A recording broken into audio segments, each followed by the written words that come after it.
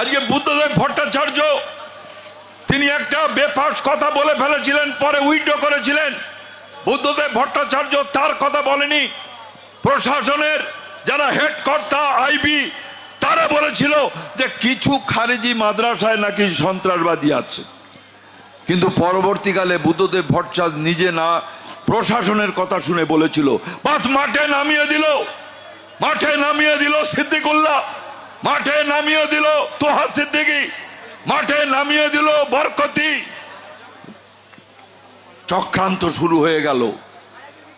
পশ্চিম বাংলার বামফ্রন্ট সরকারকে অতি দক্ষিণপন্থী নকশাল থেকে শুরু করে কিষানজি থেকে শুরু করে সবাইকে কাজে লাগিয়ে দিল। সিঙ্গুরের কারখানা না হতে দিল না, দ্বিতীয় জামশেদপুর তৈরি হতো।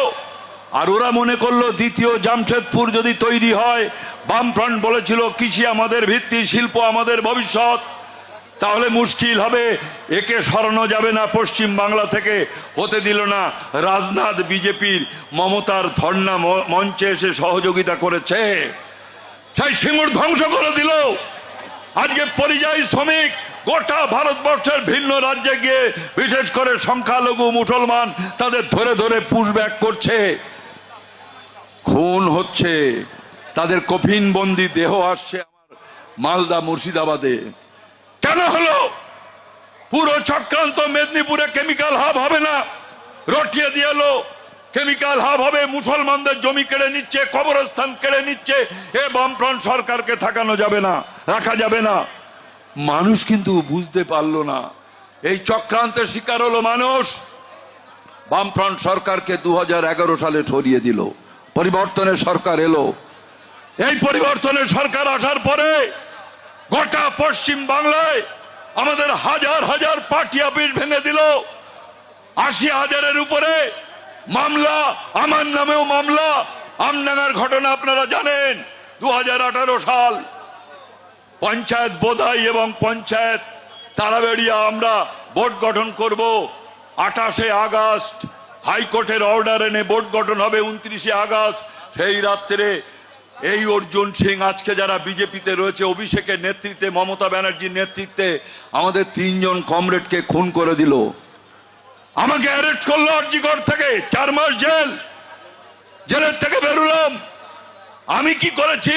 সেখানকার কমরেডরা কষ্ট হয়, 3 বছর, 3.5 বছর, 4 বছর জেল খেটেছে। 115 জনের নামে মামলা। 1.5 বছর আমার জেলায় ঢুকতে দেয়নি এই তৃণমূল কংগ্রেস। এই তৃণমূল কংগ্রেস আজকে বিলীন হয়ে যাচ্ছে। তৃণমূল কংগ্রেস, গৌতম দেব বলেছিল মমতা ব্যানার্জির একদিন আলিমুদ্দিন স্ট্রিটে গিয়ে মাথা কুটতে হবে, আজকে আমাদের সাহায্য চাইছে। কে যাবে ওর পাশে? হাজার হাজার কর্মীর নামে মিথ্যা মামলা, আজকে খুন করেছে। কোথায় গেল মনিরুল?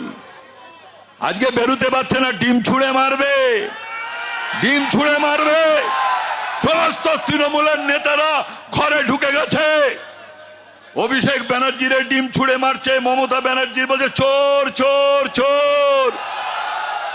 কোর্টে কালো কাপড়, ছাতার কাপড় খুলে গিয়ে কোর্টে যায়, সুপ্রিম কোর্টে ছাতার কাপড় খুলে। আজকে আর বেরোতে পারছে না। আজকে নতুন করে বিজেপি চক্রান্ত করে বিরোধী দলনেতা না হলে ওই যে অর্থ স্ট্যান্ডিং কমিটিতে সই করে বিরোধী দলনেতার লাগে। যেমন ওই মানস ভূঁইয়াকে করেছিল কংগ্রেস থেকে টেনে নিয়ে, আজকে তার নামে মামলা দিয়ে, তার নামে মামলা দিয়ে আজকে তাকে বিরোধী দলনেতা করেছিল। ঠিক মুকুলকে করেছিল বিরোধী দলনেতা। আজকে এই যে পচা মাল আমরা যারা বের করে দিয়েছিলাম, ঋতব্রত ব্যানার্জি, আজকে মমতা ব্যানার্জি বলছে ওটা পচা, সিপিএম ঠিক বের করেছিল। আরে শওকত মোল্লা, শাহজাহান বাদশা, কালকে গিয়ে সন্দেশখালীতে মিটিং করেছি, আপনাদের মতো গ্রামের মানুষ বেরিয়ে এসছে, আপনাদের আমি স্যালুট।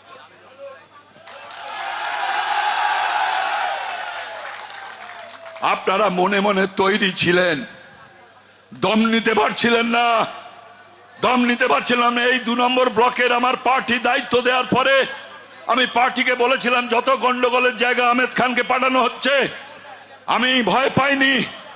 আমি এই যে এই অফিসটা বন্ধ করে দেবে বেলেঘাটা অফিস বন্ধ করতে দিইনি। আমি অফিস ওই বিডি অফিসে খুলেছিলাম মোহাম্মদ সেলিম, আমাদের পলাশ দাস সহ আমাদের নেতৃত্বে ওই অফিস আমরা খুলেছিলাম, আবার ওখানে বসছে এবং সে অফিসে প্রতিদিন 50-100 জন করে লোক সেখানে জড়ো হচ্ছে। আপনারা বেরিয়ে এসছেন, আমার আনন্দে বুকটা ভরে যাচ্ছে যে আজকে অনেক কষ্ট করে এখানে কার নাম বলবো, এ শাহ আলম রোজ কাঁদতো, এখানে বসে আছে অনেকের নাম আমি বলতে পারবি, আব্দুল্লাহ থেকে আমাদের ফারুক থেকে শুরু করে 3 মাস জেলা পার্টি অফিসের আমি রেখে খাইয়েছি। আব্দুল্লাহ মারা যেত, তার চিকিৎসা 1,75,000, 3 মাস ধরে খাওয়ানো, হাইকোর্টের অর্ডার নিয়ে এইরকম একটা সন্ত্রাসপূর্ণ এলাকায় আমি ছাড়িনি, তাদের নিয়ে বাড়ি পাঠিয়ে দিয়ে তবে আমি বাড়ি গেছি। কত মারবি মার, খুন করবি কর। মাটি কেটে খেত কেষ্ট মাটির আব্দুল মান্নান, তিনি নাকি অঞ্চল সভাপতি, তার ছেলে আমাকে পেটালো, 2টো কোদালের বাট আমাকে মেরে দিত রথিন ঘটের নেতৃত্বে, আমি বেঁচে গেছি। আর ওই মহিলা, ওই যে আপনার মনোয়ারা বিবি নাকি লেখাপড়া জানে না, চোর চোর ডাকাত। আজকে গোটা তৃণমূল কংগ্রেসের মধ্যে যত আছে চোর ডাকাত তোলাবাজ কাটমানি সব ভাগ খাবে। শুনে রেখে দিন, হিসাব হবে মনিরুল, হিসাব হবে আব্দুল মান্নান, তোমার ছেলেদের আমি হিসাব নেব। আগে কোর্টের হিসাবটা শেষ হোক, আগে কোর্টের হিসাব শেষ হোক, তারপরে তোমাদের হিসাব কিভাবে নিতে হয়, কেষ্টমাটির লোক গোটা 2 নম্বরের ব্লকের লোক কিভাবে নিতে হয় নেবে। বারে বারে আইসির কাছে কুতুবউদ্দিন যাচ্ছে, থানায় আমি গেছি, কথা শুনছে না, মিটিং করতে দিচ্ছে না, মিছিল করতে দিচ্ছে না। হাইকোর্টে পাঠিয়ে শামীমের মাধ্যমে অর্ডার। আমি শনিবার দিন এসপির কাছে গেছিলাম, এসপি ম্যাডামের কাছে বলে এসছি যে বারাসাত থানা, এই মধ্যমগ্রাম থানা আর শাসন থানা, এরা আমাদের কোনো কাজ করতে দিচ্ছে না। এইটা কিন্তু খুব খারাপ হচ্ছে। মানুষ যেদিন অশান্ত হবে, মানুষ যেদিন আজকে ক্ষুব্ধ হবে, তখন কিন্তু ঠেকিয়ে রাখতে পারবেন না। আজকে টেলারটা দেখে যান, আজকে শাসন থানার আইসিকে বলতে চাই টেলারটা দেখে যান। আমি মমতা ব্যানার্জিকে বলেছিলাম চুরিদারি যা করেছেন করেছেন, রাম মন্দির কিন্তু কোনো জনগণের টাকায় হয়নি। মমতা ব্যানার্জি যেমন চোর তৈরি করেছে, ডাকাত তৈরি করেছে, খুনের তৈরি করেছে, তেমনি পাশাপাশি একটা ধর্মনিরপেক্ষ রাষ্ট্র তুমি পারো মন্দির করতে। তুমি 405 কোটি টাকা দিয়ে তুমি দীঘার মন্দির করলে, তুমি 235 কোটি টাকা দিয়ে কালীঘাটের মন্দির তৈরি করলে, তুমি আরতি ঘাট তৈরি করছো, তুমি মায়াপুরে 25 কোটি টাকা দিয়েছো, তুমি দক্ষিণেশ্বর মন্দিরে 240 কোটি টাকা দিয়েছো। ইমামদের টাকা, মুসলমানের টাকা মুসলমানের দিয়েছে, ওয়াকফ বোর্ডের টাকা ওয়াকফ বোর্ডের টাকা। আর আজকে 24,000 পুরোহিতকে তুমি ভাতা দিয়েছিলে, কাদের টাকা? আপনার আমার জনগণের টাকা দিতে পারে নাকি? আর তাতেও করে সুখ হলো না, মন্দির উদ্বোধন করে আবার পেঁড়া গজা সেগুলো আবার দুয়ারের সরকারের মধ্য দিয়ে মুসলমান খাও, হিন্দু খাও, সব খাও, খ্রিস্টান খাও, বাড়ি বাড়ি আবার সেই পেঁড়া পাঠিয়েছে। পারো নাকি তুমি? তাতেও সুখ হলো না। দুর্গাঙ্গন তৈরি করবে, সেখানে একটা মসজিদ নিউ টাউনে রয়েছে, সেই মসজিদ তার জলের লাইন কেটে দিয়েছে, ইলেকট্রিক লাইন কেটে দিয়েছে। 52 বিঘে জমি গৌতম দেব রেখেছিল ইন্ডাস্ট্রি হবে বলে, সেই 52 বিঘে সম্পত্তিতে উনি দুর্গাঙ্গন তৈরি করবে, তাতেও সুখ হবে না। মহাকাল মন্দির করবে 700 একর জমিতে, কোথায়? শিলিগুড়ি। আমি এই বিধানসভা নির্বাচনের আগে বলেছিলাম, অনেক মিটিংয়ে যারা দেগঙ্গায় গেছিলেন তারা শুনেছেন, আমি বলেছিলাম মমতা ব্যানার্জি তৃণমূল কংগ্রেস জেনে রাখো, জেনে রেখে দাও, ওই মমতা ব্যানার্জি ক্ষমতায় আসতে পারবে না, পারবে না, পারবে না। ওকে ওই দক্ষিণে ওই যে দীঘার মন্দিরে গিয়ে ওরে পুজো আর্চনা করতে হবে, দীঘার মন্দিরে গিয়ে ওরে পুজো আর্চনা করতে হবে। দিল্লি গেছো? দিল্লি গেছো? তাই আপনাদের কাছে বলতে চাই, পূর্ত কর্মাধ্যক্ষ আসের আলী মল্লিক, আজকে এরা সব আছে, আসের আলী মল্লিক সহ সব নাম আমার কাছে আছে, ভিডিও আছে। মধ্যমগ্রাম থানার 50 জন অফিসার, শাসন থানা, আমি ওদের বলেছি দেখে নেব, আমি হাঁটতে পারছি না, 1 মাস হলো আমি এই হাত খুলেছি, আমার প্রতিটি পিছনের শিরা উপশিরা এখনো রক্ত জমাট বেঁধে রয়েছে। হিসাব হবে, হিসাব।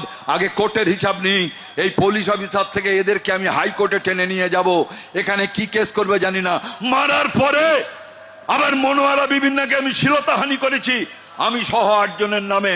ম্যাজিস্ট্রেট বলছে যারা মার খেলো, যাদের মাথা ফাটলো, বেলেবেল সেকশন আর আহমেদ খান নেতৃত্বে মনোয়ারা বিবির নাকি শ্লীলতাহানি হয়েছে, তার নামে আজকে শ্লীলতাহানির কেস। তাই বলতে চাই, তৃণমূলের পাই পাই হিসেব নেওয়া হবে। 2 নম্বর ব্লকের আজকে আমরা এই অফিস খোলা আছে, ওই অফিস খোলা হচ্ছে, আমিনপুরের অফিস খোলা হবে, ওই আপনার ওই শাসনের ওই অফিস খোলা হবে। আমরা কেষ্টমাটিতে জনসভা করব, মোহাম্মদ সেলিমকে নিয়ে আমিনপুরে জনসভা করব। আমরা সমস্ত জায়গায় এইরকম বড় বড় জনসভা আমরা করব আপনাদের সহযোগিতা নিয়ে। এখন যে সরকারটা এসছে